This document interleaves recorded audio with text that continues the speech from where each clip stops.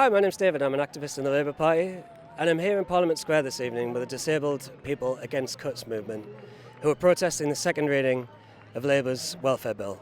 Now, there's thousands of us in the Labour Party who are really, really disappointed with the direction that the party's taken since we were elected last year, but especially so with this welfare bill, which has been a complete dog's breakfast. But don't take it from me. I think the voice that's been really missing from this debate has been the voice of people with lived experience of disability who are PIP cut recipients and who are here protesting on behalf of the next generation of PIP cut recipients who are going to have the support removed from them as part of the concessions that the government's offered. So let's speak to some of those today. I'm here to show opposition to the cuts to disability supports, including the so-called concessions that have been made by Keir Starmer to MPs, which would do nothing more than create a two-tier system of the disabled people of today and tomorrow. I travelled down from Aberdeen to be here because this is a do or die moment for disabled people. We are now at the stage where if this bill goes through, then it will change the landscape of disability in the country forever, and we cannot allow that to happen. Some of the Labour Party's MPs are sort of on the fence about the bill and they think maybe that the concessions that have been offered are good enough. What do you think about that? The concessions are insulting. If disabled people, especially in the disabled people's movement, we stand on the shoulders of the independent living movement, all the people who came before us. We will not be the ones to sell out the future. We will never decide to sacrifice other disabled people to save ourselves, and it is frankly insulting that they thought that would work. Before I came here today, I was doing that paperwork just before I came here. And I'm having to do like 36 pages of paperwork explaining how I can't walk anymore. I can barely handle standing up now.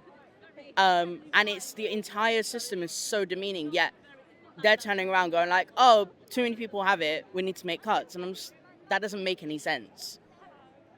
You are making cuts for the wrong people. There's so much money that's being spent on war, on giving tax cuts to the rich, and the party that are supposed to be for the people are attacking the people, attacking the most vulnerable of the people. That's some BS if I ever heard any. My husband keeps having to say, I keep not being able to sleep because I'm so angry with all this. Austerity was never supposed to be permanent. Austerity was supposed to be a temporary fix it was never a fix, but it was supposed to be temporary. And instead we're stuck in this thing where services will be taken away and they will never be brought back. Nothing good will ever be added back in. That's no way to run a country when you have the sixth richest economy in the world. All the studies that have been done, which give hard evidence that this is simply the wrong way to go, it's going to end up costing a lot more to society in the long run. They're just deaf to it. It's like putting, I don't know, a guy who runs a chip shop in charge of neurosurgery. It's impossible for any of us to understand. The cuts are not going to save as much as they say because people are just going to adjust to the eligibility criteria. That is what happens. We know there are social and behavioral changes that happen when you change a policy like this. Likewise, people's needs aren't going to disappear for support. Instead, you're going to see burden pushed over to the NHS, to adult social care, and more, especially to struggling local councils that really can't afford it.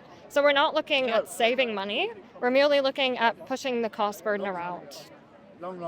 There is no need for these cuts. We have other options to take money from people who will never notice that it's missing, and instead of from people who'll die without it. And so what I would like to see is for them to scrap this entirely. I want them to invest in a proper welfare system that